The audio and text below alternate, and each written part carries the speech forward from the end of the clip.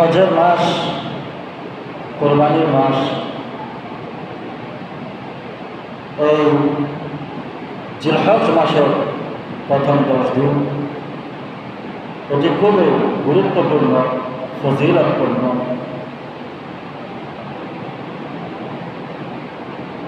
এই 10 দিন বলতে প্রথম 9 দিন, এই প্রথম 9 দিন রোজা রাখা এবং জিকির আজকার করা, কিয়ামুল লাইল করা, রাত্রে তাহাজ্জুদের নামাজ পড়া, এটি খুবই গুরুত্বপূর্ণ। অন্যান্য মাসের চাইতে সবচাইতে গুরুত্বপূর্ণ, ফজিলতপূর্ণ এই জিলহজ মাসের প্রথম 10 দিন। আল্লাহ তাআলা কোরআনুল কারীমের মধ্যে বলেছেন, বিসমিল্লাহির রহমানির রহিম, ওয়াল ফাজরি ওয়া লায়ালিন আশর, ওয়া লায়ালিন আশর। আল্লাহ তাআলা কোরআনুল কারীমের মধ্যে 10 রাতের কথা বলেছেন। মুফাসসিরিনে কেরাম বলেছেন এখানে ওয়া লায়ালিন আশর, যেই 10 রাতের কথা বলা হয়েছে সেগুলো হচ্ছে জিলহজ মাসের প্রথম 10 রাত। এই জিলহজ মাসের প্রথম 10 রাত, প্রথম 10 দিন ইবাদতের জন্য, রোজা রাখার জন্য, নফল রোজা রাখার জন্য খুবই গুরুত্বপূর্ণ। আল্লাহ তাআলা কোরআনুল কারীমের মধ্যে বলেছেন, ওয়াযকুরুল্লাহা ফি আইয়ামিন মা'লুমাত। ওয়াযকুরুল্লাহ, তোমরা আল্লাহকে স্মরণ করো। স্মরণ করা মানে আল্লাহর ইবাদত করা। ফি আইয়ামিন মা'লুমাত, মুফাসসিরিন কেরাম বলেছেন এটা মানে জিলহজ মাসের প্রথম 10 দিন।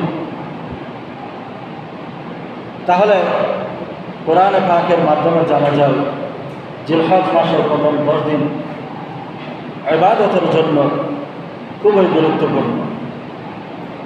ওয়াযকুরু ইসমাল্লাহি ফি আইয়ামিন মা'লুমাত, জমহুর উলামাদের মতে, মুফাসসিরিনে কেরাম, মুহাদ্দিসিনে কেরাম, ওয়াযকুরু ইসমাল্লাহি ফি আইয়ামিন মা'লুমাত, জিলহজ মাসের প্রথম 10 দিনকে বলেছেন। তাহলে দেখা যায় জিলহজ মাসের প্রথম 10 দিন ইবাদতের জন্য, ঈমানদারের জন্য খুবই গুরুত্বপূর্ণ। যারা আমরা বেশি বেশি নফল ইবাদত করি। ওয়াযকুরু ইসমাল্লাহি ফি আইয়ামিন মা'লুমাত, ওয়াযকুরুল্লাহা ফি আইয়ামিন মা'লুমাত, তাহলে বেশি বেশি আল্লাহর জিকির করা, আল্লাহ তাআলাকে স্মরণ করা এই 10 দিন খুবই গুরুত্বপূর্ণ। তবে আমাদের মাঝে কয়েকদিন চলে গেছে, এই 10 দিনের মধ্যে কয়েকদিন চলে গেছে, আর বাকি যে দিনগুলো আছে এই দিনগুলো যেন আমরা তাজিমের সহিত যদি পারি রোজা রাখব এবং রাতে কিয়ামুল লাইল, তাহাজ্জুদের নামাজ পড়ব, বিভিন্ন অতিরিক্ত নফল ইবাদতের মাধ্যমে আমরা এই দিনগুলো উদযাপন করব, অতিবাহিত করব। আল্লাহ রাসূল সাল্লাল্লাহু আলাইহি ওয়াসাল্লামের হাদিসে পাক আসছে, বুখারী শরীফের হাদিস, যে হাদিসটা ইবনে আব্বাস রাদিয়াল্লাহু তাআলা আনহু বর্ণনা করেছেন, قال ما العمل في أيام أفضل منها في هذه। আল্লাহ রাসূল সাল্লাল্লাহু আলাইহি ওয়াসাল্লাম থেকে সাহাবায়ে কেরামগণ জানতে চেয়েছেন, মাল আমালু ফি আইয়ামিন আফদালু মিনহা হাযিহি, কোন দিনের আমলগুলো উত্তম?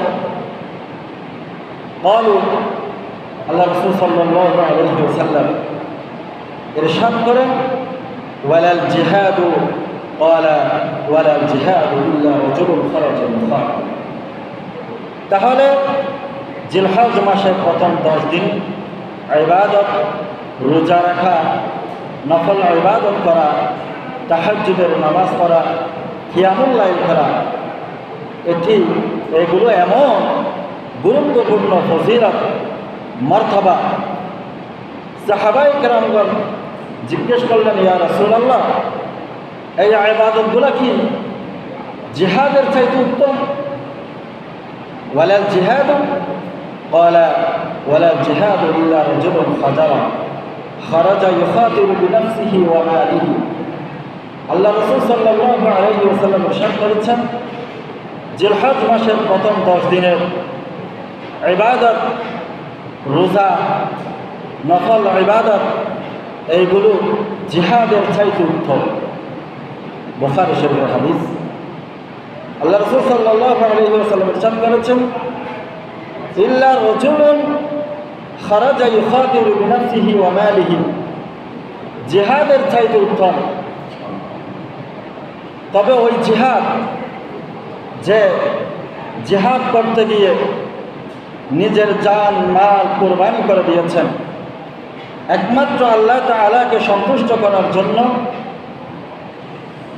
আল্লাহ তাআলাকে সন্তুষ্ট করার জন্য জিহাদ করেছেন এবং যেই জিহাদের মধ্যে নিজের জান মাল সব কিছু কুরবানি করে দিয়েছেন, অর্থাৎ শাহাদাত বরণ করেছেন। যে ব্যক্তি জিহাদ করতে গিয়ে একমাত্র আল্লাহ তাআলাকে সন্তুষ্ট করার জন্য ইখলাসের সহিত, খুলুসিয়তের সহিত আল্লাহকে রাজি করার জন্য যে ব্যক্তি জিহাদে গিয়েছে, জিহাদ করেছে এবং জিহাদের ময়দানে, যুদ্ধের ময়দানে শাহাদাত বরণ করেছেন, সেই ব্যক্তি, অর্থাৎ যে ব্যক্তি জিহাদ করতে গিয়ে শাহাদাত বরণ করেছেন, ওই ব্যক্তি, ওই জিহাদ, ওইটা সবচাইতে উত্তম। ফালাম ইয়ারজিউ বিশাইইন, সে যুদ্ধের ময়দান থেকে কিছু নিয়ে আসে না, নিজের জান মাল সব কিছু জিহাদের মধ্যে কোরবানি করে দিয়েছেন, ওই ব্যক্তি জিহাদ উত্তম। আল্লাহ রাসূল সাল্লাল্লাহু আলাইহি ওয়াসাল্লাম ইরশাদ করেন, মা মিন আইয়ামিন আহাব্বু ইলাল্লাহি আন ইয়াতাআব্বাদা লাহু ফিহা মিন আশরি যিল হিজ্জাহ। জিলহজ্জের প্রথম 10 দিন সবচাইতে গুরুত্বপূর্ণ। তাহলে প্রথম 10 দিন বলতে এখানে প্রথম 9 দিন, জিলহজ্জের প্রথম যে 10ম দিন হচ্ছে কুরবানির দিন। এই দিন রোজা রাখা হারাম। ঈদের দিন, কুরবানির দিন রোজা রাখা হারাম, এই দিন রোজা রাখা যাবে না। এর আগে 9 দিন রোজা রাখা এবং নফল ইবাদত করা, এটা খুবই গুরুত্বপূর্ণ। তাহলে জিলহজ মাস, এটা আশহুরুল হুরুম। আল্লাহ রাসূল সাল্লাল্লাহু আলাইহি ওয়াসাল্লাম ইরশাদ করেন, সাইয়্যিদুশ শুহুরি রমাদান ওয়া আ'যামুহা হুরমাতুন যিল হিজ্জাহ। রমজান মাস হচ্ছে অন্যান্য মাসের চাইতে উত্তম, গুরুত্বপূর্ণ। ওয়া আ'যামুহা হুরমাতুন যিল হিজ্জাহ, এবং জিলহজ মাস হচ্ছে সবচেয়ে গুরুত্বপূর্ণ। আল্লাহ রাসূল সাল্লাল্লাহু আলাইহি ওয়াসাল্লাম হাদিসে পাকে ইরশাদ করেছেন। তাহলে আমরা দেখি এখানে এই জিলহজ মাসের মধ্যে 9 জিলহজ হচ্ছে ইয়াউমুল আরাফা, আরাফার দিন, আরাফার দিবস। এই আরাফার দিন, আরাফার দিবস হচ্ছে মুসলমানদের জন্য একটি ঈদের দিন। হাদিসে পাকে আসছে এটা ইয়াউমুল ঈদ। বিদায় হজ্জের ভাষণে একটি আয়াত নাজিল হবে, যে আয়াতটা হচ্ছে বিসমিল্লাহির রহমানির রহিম, আল ইয়াউমা আকমালতু লাকুম দীনাকুম ওয়া আতমামতু আলাইকুম নি'মাতি ওয়া রাদিতু লাকুমুল ইসলাম দীনা। আল ইয়াউমা আকমালতু লাকুম দীনাকুম। তাহলে বিদায় হজ্জের ভাষণে আল্লাহ রাসূল সাল্লাল্লাহু আলাইহি ওয়াসাল্লাম যখন লক্ষাধিক সাহাবীদেরকে নিয়ে ভাষণ দিচ্ছিলেন,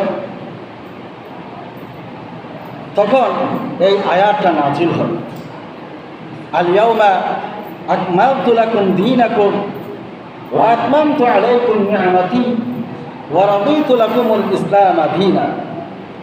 আল ইয়াওমা আকমালতু লাকুম দীনাকুম, আমি তোমাদের জন্য দ্বীনকে পরিপূর্ণ করে দিলাম। আলাইকুম বিনি'মাতি, এবং আমার নিয়ামত, আমার রহমত তোমাদের জন্য পরিপূর্ণ করে দিলাম। ওয়া রাদিতু লাকুমুল ইসলাম দীনা, এবং ইসলামকে তোমাদের জন্য দ্বীন হিসাবে মনোনীত করলাম, নির্ধারিত করলাম। এই আয়াত নাজিল হয় বিদায় হজ্জের ভাষণে, যখন আল্লাহ রাসূল সাল্লাল্লাহু আলাইহি ওয়াসাল্লাম লক্ষাধিক সাহাবীকে নিয়ে ভাষণ দিচ্ছিলেন, তখন এই আয়াত নাজিল হয়। যখন এই আয়াত নাজিল হয়, সিদ্দিক আকবর আবু বকর সিদ্দিক রাদিয়াল্লাহু তাআলা আনহু কান্না করেছেন। উনি বুঝতে পেরেছেন আল ইয়াওমা আকমালতু লাকুম দীনাকুম, আল্লাহ তাআলা যখন এই আয়াত নাজিল করেছেন ওয়া আতমামতু আলাইকুম নি'মাতি, তোমাদের জন্য তোমাদের নিয়ামতকে পরিপূর্ণ করে দিলাম, তখন উনি বুঝতে পারলেন যে আল্লাহ রাসূল সাল্লাল্লাহু আলাইহি ওয়াসাল্লামের হায়াতে জিন্দেগি শেষ হতে যাচ্ছে। ইসলাম যখন পরিপূর্ণ হয়ে গেল, আল্লাহ রাসূল সাল্লাল্লাহু আলাইহি ওয়াসাল্লাম এই পৃথিবীতে আসলেন মানব জাতিকে হেদায়েতের পথ দেখানোর জন্য। একটি পরিপূর্ণ ইসলাম মানব জাতিকে একটি পরিপূর্ণ ধর্ম নিয়ম নীতি দেওয়ার জন্য আল্লাহ রাসূল সাল্লাল্লাহু আলাইহি ওয়াসাল্লাম এই পৃথিবীতে আসছে। তাহলে আলাইকুম নি'মাতি, তোমাদের জন্য তোমাদের নিয়ামতকে পরিপূর্ণ করে দিলাম। তাহলে সিদ্দিক আকবর বুঝতে পারলেন যে আল্লাহ রাসূল সাল্লাল্লাহু আলাইহি ওয়াসাল্লামের হায়াতে জিন্দেগি শেষ হতে যাচ্ছে। এই কোরআনুল কারীমের তাফসীরের মধ্যে আসছে যে এই আয়াত নাজিলের পর আল্লাহ রাসূল সাল্লাল্লাহু আলাইহি ওয়াসাল্লাম 81 দিন এই দুনিয়ার মধ্যে, এই পৃথিবীর জিন্দেগিতে ছিলেন। তাহলে এই আয়াত যখন নাজিল হয়, সেই দিনটা ছিল ইয়াউমুল আরাফা, সেই জায়গা ছিল আরাফা ময়দান। ইয়াউমুল আরাফা এবং আরাফার ময়দানে এই আয়াত নাজিল হয়। আল্লাহ রাসূল সাল্লাল্লাহু আলাইহি ওয়াসাল্লাম সেখানে উপস্থিত ছিলেন, লক্ষাধিক সাহাবীদেরকে নিয়ে ভাষণ দিচ্ছিলেন। একটি হাদিস শরীফ আসছে, যে হাদিসটা বুখারী শরীফে আসছে। এক ইহুদি ফারুক আজমকে বললেন, ক্বালাতিল ইয়াহুদু লিউমারা ইন্নাকুম তাকরাউনা আয়াতু লাউ নাযালাত ফিহা লা তাত্তাখিযনা। আপনাদের মাঝে এমন একটি আয়াত নাজিল হয়েছে। ক্বালাতিল ইয়াহুদু লিউমারা, ওমর রাদিয়াল্লাহু তাআলা আনহুকে এক ইহুদি বললেন, ইন্নাকুম তাকরাউনা আয়াতু লাউ নাযালাত ফিনা, আপনাদের মাঝে এমন একটি আয়াত নাজিল হয়েছে, যে আয়াতটা যদি আমাদের মাঝে নাজিল হতো তাহলে আমরা ওই দিনকে ঈদ হিসাবে পালন করতাম, ওই দিনকে আমরা ঈদ হিসাবে পালন করতাম, ঈদ হিসাবে মর্যাদা দিতাম। তাহলে দেখা যায় ইয়াউমুল আরাফা, আরাফার দিন, আরাফার দিবস, এটাও মুসলমানদের জন্য একটা ঈদ। অনেকেই আছে কোরআন হাদিসের মধ্যে নাকি শুধু দুটি ঈদ ছাড়া কোনো ঈদ খুঁজে পাচ্ছে না। তাদের জন্য এটা হচ্ছে বড় দলিল যে হাদিস শরীফটা বুখারী শরীফে আসছে। ক্বালাতিল ইয়াহুদু লিউমারা ইন্নাকুম তাকরাউনা আয়া। তাহলে যে আয়াতটা নাজিল হয় ইয়াউমুল আরাফা, আরাফার দিবসে এবং আরাফার মাঠে, এই আয়াতটা নাজিল হয়। সেই আয়াতটা কি? আল ইয়াউমা আকমালতু লাকুম দীনাকুম ওয়া আতমামতু আলাইকুম নি'মাতি ওয়া রাদিতু লাকুমুল ইসলাম দীনা। তার মানে আমাদের ধর্ম, ইসলাম ধর্ম একটা পরিপূর্ণ ধর্ম। আল্লাহ তাআলা এটা পরিপূর্ণ করে দিয়েছেন। যদিও বা আমরা এটা পরিপূর্ণভাবে বুঝি না বলে আমরা অনেক কিছু এই কোরআনুল কারীমের মধ্যে খুঁজে পাই। আল্লাহ তাআলা বলেছেন, তিবিয়ানাল লিকুল্লি শাই, আমি এই কোরআনের মধ্যে সব কিছু দিয়েছি, কোরআনের মধ্যে নাই এমন কিছু নাই। তাহলে সব কিছু কোরআনুল কারীমের মধ্যে আছে, আমরা অনেকে খুঁজে পাই না। আমাদের গবেষণা লেখাপড়া অতটুকু নাই বলে আমরা অনেক কিছু কোরআনের মধ্যে খুঁজে পাই। আল্লাহ তাআলা কোরআনুল কারীমের মধ্যে সব কিছু দিয়েছে। তাহলে এই ইয়াউমুল আরাফা, আরাফার দিবস, আরাফার দিন হচ্ছে একটি ঈদের দিন। ইন্নী লাআলামু হাইথু উনজিলাত, যখন ওই ইহুদি ফারুক আজম তাকে জিজ্ঞেস করলেন, আপনাদের মাঝে এমন একটি আয়াত নাজিল হয়েছে, সেই আয়াত যদি আমাদের মাঝে নাজিল হতো ওই দিনকে আমরা ঈদ হিসাবে পালন করতাম। তাহলে দেখা যায় Islam is the complete code of life. Islam হচ্ছে একটি পরিপূর্ণ জীবন বিধান, যেটা আল্লাহ তাআলা কোরআনুল কারীমের মধ্যে বলেছেন, ওয়ারাদিতু লাকুমুল ইসলাম দীনা, ইসলামকে তোমাদের জন্য দিন হিসাবে, পরিপূর্ণ দিন হিসাবে আমি তোমাদেরকে দান করলাম। ওয়ারাদিতু লাকুমুল ইসলাম দীনা, ইসলামকে তোমাদের জন্য একটি পরিপূর্ণ জীবন বিধান হিসাবে দান করলাম। তাহলে একটা পরিপূর্ণ সুন্দর জীবন বিধান হচ্ছে এই ইসলাম, এই আয়াতের মধ্যে জানা যায়। তাহলে যখন ফারুক আজমকে বলেছেন, ফারুক আজম বলেছেন যে আমি তো এটা জানি এই আয়াত এটা কোন আয়াত, এবং এই আয়াত এটা কোথায় নাজিল হয়েছে, কখন নাজিল হয়েছে, এই সবগুলো আমি জানি। ইন্নী লাআলামু হাইথু উনজিলাত ওয়া আইনা উনজিলাত, এই আয়াত কোথায় নাজিল হয়েছে, কখন নাজিল হয়েছে, এই সবগুলো আমি জানি। ওয়া আইনা রাসূলুল্লাহ সাল্লাল্লাহু আলাইহি ওয়াসাল্লাম হিনা উনজিলাত, এই আয়াত যখন নাজিল হয়েছে তখন আল্লাহ রাসূল সাল্লাল্লাহু আলাইহি ওয়াসাল্লাম তখন কোথায় ছিলেন এটাও আমি জানি। ইয়াউম আরাফাতা ওয়া ইন্না ওয়াল্লাহি বিআরাফাতা, সেই দিনটি ছিল আরাফার দিন। সেই আয়াত নাজিল হয়েছে আরাফার মাঠে, আরাফার ময়দানে। قال سفيان واشك كان يوم الجمعة أم لا اليوم أكملت لكم دينكم, শুধু তাই নয়, ওই ইয়াউমুল আরাফা, আরাফার দিবস, আরাফার দিনটি ছিল জুমার। তাহলে দেখা যায় জুমার দিন, ঈদের দিন, আরাফার দিন, ঈদের দিন, এই হাদিসে পাকে আসছে। তাহলে এটা ইয়াউমুল আরাফা খুবই গুরুত্বপূর্ণ ঈদের দিন। তাহলে এই দিন আমাদের রোজা রাখা এবং নফল ইবাদত করা আমাদের খুবই গুরুত্বপূর্ণ। আমরা যেন এই দিন সুন্দরভাবে উদযাপন করি, ইবাদতের মাধ্যমে, জিকির আজকারের মাধ্যমে যেন আমরা ইবাদত করি। তাহলে দেখা যায় এই হজ্জের মাস, জিলহজ মাস এবং কুরবানির দিন, হজ যাদের মধ্যে মালে নিসাব রয়েছে, যাদের মধ্যে হজ করার তৌফিক রয়েছে, তার মানে তাদের উপর হজ ফরজ। হজ ফরজ হয় কার উপর? যে ব্যক্তি হজ করতে যে সময়গুলো লাগে, 15-20 দিন বা 1 মাস যে সময় লাগে, এবং মক্কায় মুআজ্জামা মদিনায় মুনাওয়ারা গিয়ে হজ করে আসার, এবং এই সময় তার পরিবারের ভরণ পোষণ দেওয়ার এই খরচগুলা, এই টাকাগুলা যদি কারো কাছে জমা থাকে তাহলে তার উপর কী হয়? হজ খরচ হয়। আবার বলি যে যার মাঝে হজ্জে গিয়ে আসার এবং এই সময় তার পরিবারের ভরণ পোষণের যে সময়, যে টাকা লাগে, যে খরচ লাগে, এই টাকাগুলো যদি কারো মাঝে জমা থাকে তাহলে তার উপর হজ খরচ। তার মানে দেখা যায় আমাদের বর্তমানে এই খরচ অনুযায়ী 7-8 লাখ টাকা বা 10 লাখ টাকা যদি কারো কাছে জমা থাকে তার উপর কী হয়? হজ খরচ করে, তাকে অবশ্যই হজ করতে হবে। সেভাবে দেখা যায় আসলে আমাদের মাঝে অনেকে আছে এরকম, মানে 8-10 লাখ টাকা জমা আছে, এরকম অনেক মানুষ আছে। তাদের উপর, যাদের আছে তাদের উপর হজ ফরজ, হজ এটা পালন করতে হবে, করতেই হবে। আল্লাহ তাআলা এই হজকে ফরজ করে দিয়েছেন। আল্লাহ তাআলা কোরআনুল কারীমের মধ্যে বলেছেন, বিসমিল্লাহির রহমানির রহিম, ওয়ালিল্লাহি আলান নাসি হিজ্জুল বাইতি মান ইসতাতাআ ইলাইহি সাবিলা।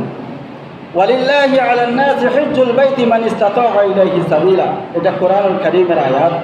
যাদের উপর হজ্জে বাইতুল্লাহ, যে মক্কা শরীফ মদিনা শরীফ গিয়ে আসার যে যদি কারো কি থাকে, টাকা জমা থাকে, তার উপর হজ ফরজ। মান ইসতাতাআ ইলাইহি সাবিলা, তার মানে হজ্জের মধ্যে আসা যাওয়া, পথের খরচ, এই টাকাগুলো যার মধ্যে থাকবে তাহলে তার উপর হজ ফরজ, হজ অবশ্যই করতে হবে। নামাজ যেভাবে ফরজ ঠিক তেমনিভাবে হজও ফরজ, ঠিক তেমনিভাবে কোরবানিও ফরজ বা ওয়াজিব। এই হজ এটা খুবই গুরুত্বপূর্ণ। যে ব্যক্তি ইখলাসের সহিত, খুলুসিয়তের সহিত শুধুমাত্র আল্লাহ তাআলাকে রাজি করার জন্য যে ব্যক্তি হজ করবে, তার সকল গুনাহ মাফ হয়ে যাবে, তার সকল গুনাহ মাফ হয়ে যাবে। তাহলে হজ এটা যাদের উপর ফরজ হয়েছে সে যেন অবশ্যই হজ করে। আল্লাহ রাসূল সাল্লাল্লাহু আলাইহি ওয়াসাল্লাম হাদিসে পাকে ইরশাদ করেন, আইয়ুল আমালি আফদালু ক্বালা ঈমানুন বিল্লাহি ওয়া রাসূলিহি ইলা সুম্মা মাযা ক্বালা জিহাদু ফি সাবিলিল্লাহ। আল্লাহ রাসূল সাল্লাল্লাহু আলাইহি ওয়াসাল্লাম থেকে জানতে চেয়েছেন, ইয়া রাসূলুল্লাহ, আইয়ুল আমালি আফদালু, অর্থাৎ সর্বোত্তম আমল কি? ক্বালা, আল্লাহ রাসূল সাল্লাল্লাহু আলাইহি ওয়াসাল্লাম ইরশাদ করেন, ক্বালা ঈমানু বিল্লাহি ওয়া রাসূলিহি, সর্বোত্তম ইবাদত হচ্ছে আল্লাহ এবং আল্লাহ রাসূলের উপর ঈমান আনা। তাহলে প্রথমত কি করতে হবে? আল্লাহ এবং আল্লাহ রাসূলের উপর পরিপূর্ণ ঈমান থাকতে হবে। এটা হচ্ছে সবচেয়ে বড় ইবাদত, উত্তম ইবাদত। সুম্মা মাযা ক্বালা জিহাদু ফি সাবিলিল্লাহ, এরপর হচ্ছে আল্লাহর রাস্তায় জিহাদ করা। তাহলে প্রথমত উত্তম ইবাদত আমল হচ্ছে আল্লাহ এবং আল্লাহ রাসূলের উপর ঈমান আনা, এরপর হচ্ছে আল্লাহর রাস্তায় জিহাদ করা। ওয়ালাল জিহাদু ফি সাবিলিল্লাহ সুম্মা মাযা ক্বালা হজ্জুল মাবরুর, এরপর হচ্ছে সবচেয়ে উত্তম আমল হচ্ছে হজ্জুল মাবরুর, একটা মকবুল হজ। মকবুল হজ এটা হচ্ছে সবচেয়ে উত্তম আমল। তো মকবুল হজ কিভাবে হবে? যে মানুষের কি থাকতে হবে? ইখলাস, খুলুসিয়ত থাকতে হবে, এবং যে হজ করবে হজ্জের টাকা এটা হালাল হতে হবে, হারামের টাকা নয়। হারামের টাকা দিয়ে আপনি হজ 100 বার করলেও হজ হবে না, এটা হজ কবুলও হবে না। ইখলাসের সহিত হালাল টাকা, হালাল রুজি দিয়ে, হালাল রিজিকের টাকা দিয়ে হজ করতে হবে, হালাল রিজিকের টাকা দিয়ে কুরবানি করতে হবে। তাহলে এই হজ এবং এই কুরবানি আল্লাহর কাছে গ্রহণযোগ্য হবে, মকবুল হবে। অন্য একটি হাদিস শরীফে আসছে, আল হজ্জুল মাবরুর লাইসা লাহু জাযাউন ইল্লাল জান্নাহ, যে ব্যক্তির হজ কবুল হয়েছে, ইখলাসের সহিত হজ করেছে, এবং যে হালাল টাকা দিয়ে, পয়সা দিয়ে হজ করেছে, যার হজ কবুল হয়েছে, সে হজ্জের বিনিময় হচ্ছে একমাত্র জান্নাত ছাড়া কিছু, ইল্লাল জান্নাহ। তাহলে মকবুল হজ এটা জান্নাত ছাড়া এটার বিনিময় আর কিছুই নয়। তার মানে বোঝা যায় যার হজ কবুল হয়েছে সে অবশ্যই জান্নাতে যাবে। মকবুল হজ্জের বিনিময় হচ্ছে একমাত্র জান্নাত। তো হজ কীভাবে কবুল হয়েছে, মকবুল হয়েছে, হজ্জুল মাবরুর, এটার একটা উলামায়ে কেরামগণ একটা নিশানা দিয়েছেন, কিছু আলামত দিয়েছেন। যে ব্যক্তি হজ করে তার জীবন, চলাফেরা, লেনদেন, নামাজ, দোয়া সব কিছুতে যার মধ্যে পরিবর্তন আসছে, হজ করে বোঝা যায় তার হজ কবুল হয়েছে। এটা একটা কিছু আলামত দিয়েছেন উলামায়ে কেরাম। তাহলে যে হজ করে জীবনের মধ্যে পরিবর্তন আসছে, সে নামাজি হয়েছে, হক হালাল সে চিনতে পেরেছে, হক নিজের হক যেটা হালাল যেটা সেটা অর্জন করে, এবং যেটা হারাম সেটা বর্জন করে, যার জীবনের মধ্যে পরিবর্তন আসছে, তো বোঝা যায় তার হজটা কবুল হয়েছে। তাহলে এই হজ্জুল মাবরুর, হজ্জ মাবরুর, মকবুল হজ্জের একমাত্র প্রতিদান হচ্ছে জান্নাত। জান্নাত ছাড়া আর কিছু, এটা হাদিসে পাকা আসছে। তাহলে আমরা যারা কুরবানি করব, এই কুরবানির টাকা এটা হালাল হতে হবে, হালাল রিজিক হতে হবে, তাহলে আল্লাহর কাছে কুরবানি কবুল হবে। আর যারা কুরবানি করবেন, কুরবানির চামড়া এটা